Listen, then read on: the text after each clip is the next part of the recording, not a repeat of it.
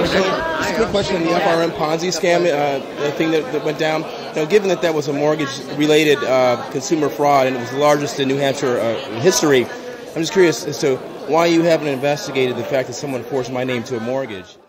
Well, with the Citizens United decision, obviously the foremost issue is our First Amendment under the Constitution, and that was the basis upon which the court issued the Citizens United decision, and I think we have to respect that. I don't think we should be trying to change the First Amendment to the Constitution, and money has been held by the court to be speech, and how you want to spend your money, how you want to invest it, what candidate you want to invest it in, and so I respect that, and I respect our First Amendment. Is that right? Well, you didn't respect it when I was the NAACP legal chair, and you had me hemmed up on 2 years of bogus indictments because I wrote a First Amendment demand letter to a bad police chief named Martin Dunn. And where was the First Amendment last year when you were running for Senate and you had this guy, Steve Monier, threaten to arrest me on the public sidewalk? And then subsequent to that, throughout your campaign, you had this guy right here, Ryan Williams, rush me out of all the events under threat of arrest. Where was the First Amendment there? That's my question for you, Kelly Ayotte. Now, do you understand what the Occupy Wall Street movement is all about? And its profoundly serious commentary about the state of our nation, that it's not just a distress cry, but a call for taking back our democracy from the octopus of big money that is strangling it? Thank you.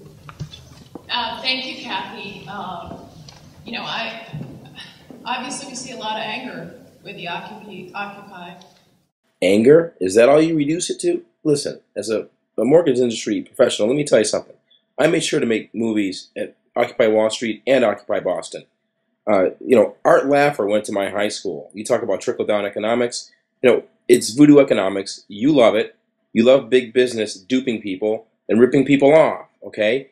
And it's not good for America. Making money is fine, but lying and cheating and stealing to do it is not. And you protect people that do that. And that's a problem.